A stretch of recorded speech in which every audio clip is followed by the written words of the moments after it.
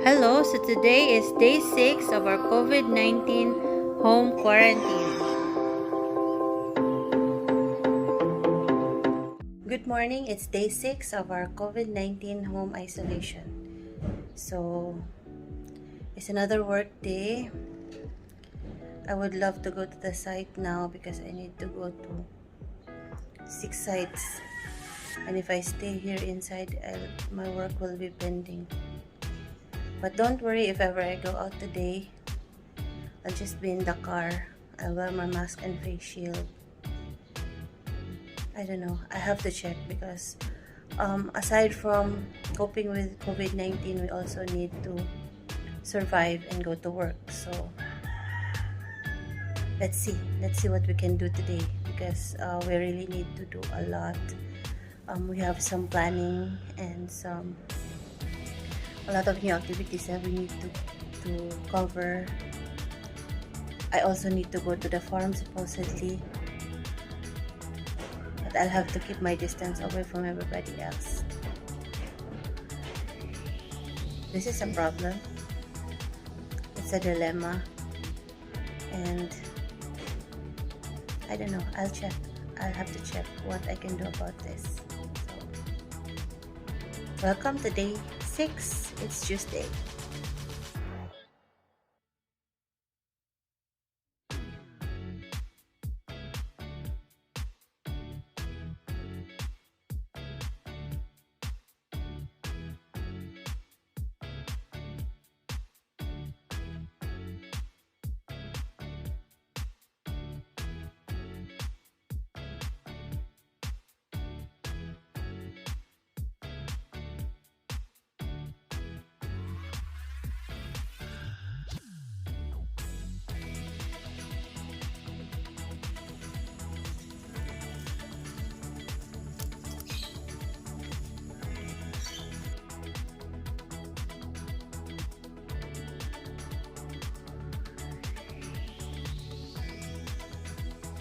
Today, I went to the farm.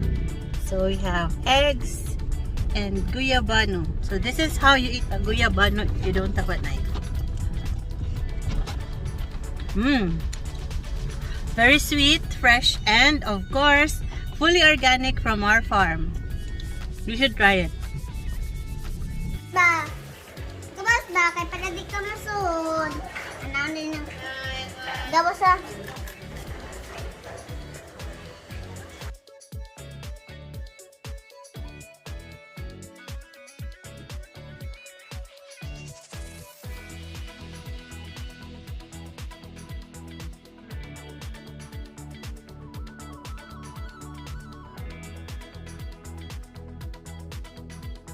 So today I planted 1, 2, 3, 4, 5, 1, 2, 3, 4, 5, 6, 7, 8, 9, 10,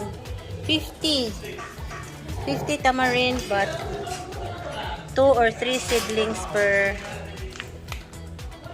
pot. So I am sure that if one dies, at least I still have like a backup one, and if ever they grow well together, then maybe we could practice doing double rootstock with it. So tamarind, these are native tamarinds. We can graft this with sweet tamarind in the future. But this is for our Leyte farm. We gathered some tamarind from the other farm and then made tamarind powder, tamarind jam, tamarind syrup, and more. We still have a lot of seedlings here, so I just directly sow them. So these are oranges, and then we have like hundreds of tamarind underneath here.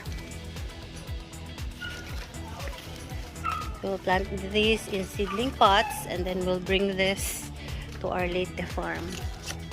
Here I still have one orange. So these are like almost 1,000 seedlings in one place, and then I'll just plant it in seedling bags later on so they're ready for planting next year. So after planting like 100 seedlings of tamarind. I'm back to my artwork. I don't know what I'm doing here, but I'll try to finish this tonight. And you might think that how do I do all that, from working full-time to doing something I love, or like how we do it? Well, actually there is no secret. We just do it and give it time. Make time for whatever you love to do, because nothing will ever be accomplished if you just keep on putting it off. Like, I wanna paint, but maybe I'll do it tomorrow, or when creativity strikes. For me, well, I just paint, even if I don't know what I'm painting on that day. I just do it. I just let creativity flow. And if it's something like this that I don't know what I'm doing, then so let it be. You don't have to know everything that you are doing. You just do it. You have that gut feel deep inside of you, and you just have to let it go, express it. Today was something rebellious. I went to the site, well, because I'm negative, and I wore mask and all, social distancing and everything. But of course there is this guilt feeling of, why did I go? But if I think about it, if I didn't go, then how can I keep on working? And there are more people depending on me than me avoiding going to the site. So even if it's hard, then we just need to adjust to this new normal. I think gone are the days where we can go anytime, or we can meet friends in the malls. I'm afraid malls will have to be obsolete if the configuration will not change. Luckily, there are malls already that has transitioned to strip malls and open seating. So those areas, those malls with open seating, and so see, it's very, I don't know what I'm doing, but yeah, I'll continue this painting even if it looks something out of a horror movie.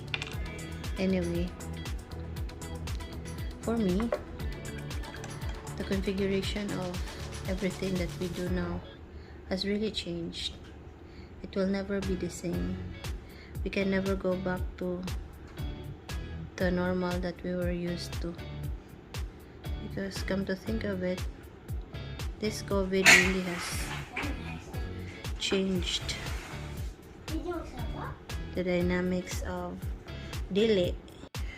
So what's the relevance of this artwork to COVID? Well, of course, when you are in isolation, you need to have like an outlet for yourself to express, because it's hard enough being stressed because you're sick, plus you don't have a way to express yourself. Mental health is very important, and being able to diffuse the stress is twice as important than surviving the stress, because we don't know when this will end. Will this ever end? But just do something for yourself, like do what you have been putting off doing. If it's like, I don't know, paint. If you want to paint, then paint. If you want to whatever, just do it, because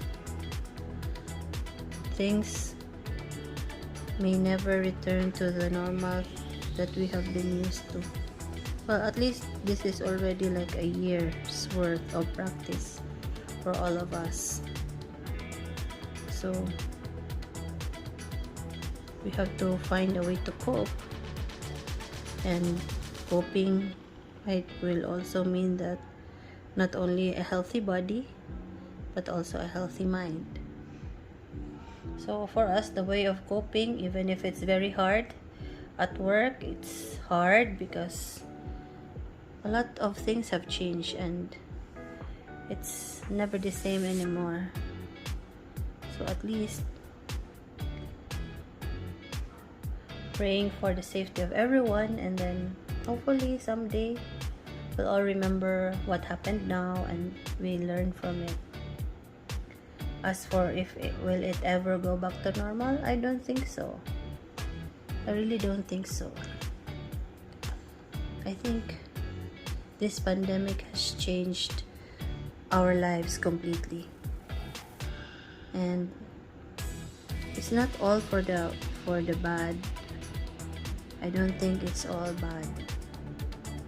It has changed, yes, but it also has its ups. We were given the chance to spend time with family,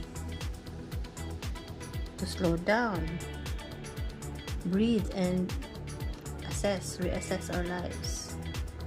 For me, I was so busy before, I was not happy anymore. And now I have the time to think.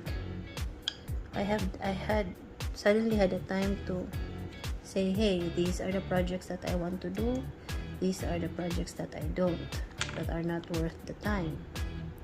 And for me, it's more important to be at peace with how you do your work or how you do your business, because we can't, even if you have a lot of money but you will not be able to spend time with your family, then what's the point in having all that money if you lose your time with family? I am very, very in awe with OFWs, how they manage to leave their children behind and their family to work abroad. I don't think I can survive that. So for me, OFW parents have superpowers, because I don't know, I'm gone like for a week at most before, and for me feels like a very long time already, but to be gone for years, wow. Our OFWs are very strong people. I cannot imagine how I'll be able to survive something like that if ever I went abroad and then be gone for a long time. So OFWs are really our heroes. So thank you for being with me in this day 6 of my quarantine. I'm here. What changed today? Oh, I have changed. I don't know if we have told you before, but we have changed our lotion to VCO. VCO has been very kind to my skin. And before, my husband had an infection in his leg, and I have an infection, like a rash in my leg also, that I tried a lot of creams, it did not work, but I tried applying VCO for a week and it really improved a lot. So we're, as much as possible, we're trying to go natural now. So lotions, we have changed to VCO, and then we put a drop of essential oils, and then toothpaste, I have tried making baking soda, activated charcoal, and then some essential oils. So for us, essential oils is a crucial part of our healthcare now. So for any ailment that we have, there's always an oil for that. How I discovered essential oils, I had PCOS, polycystic ovarian syndrome, and whenever I search how to naturally heal that imbalance, I always see essential oils. And then I also have migraines, and whenever I search for a natural remedy, aside from ginger, tarragon, turmeric, essential oils always pops up. So we give it a try, and we have loved it ever since. So as oil bolarias would always say, for every ailment or whatever, there's always an oil for that. So we are very firm believers of natural healing. So essential oils, herbal plants, VCO, activated charcoal, and the works. So some may find it weird for us already to be talking about this, and we're supposed to be modern people. Me as an architect should be modern, but the more I think about it, the more that we need to like go back to the natural ways to find how nature does it before how our grandparents did it, because for us it's still the best way possible. And it does not mean that we design buildings to be like the old times. Of course we will adjust, but then we need to look into the old principles of natural ventilation, natural lighting, all the works. So designing a building or a house based on the location and the topography. So you may understand, today I really went out of the house. I'm sorry, but I really wanted to check on that site. We have this project.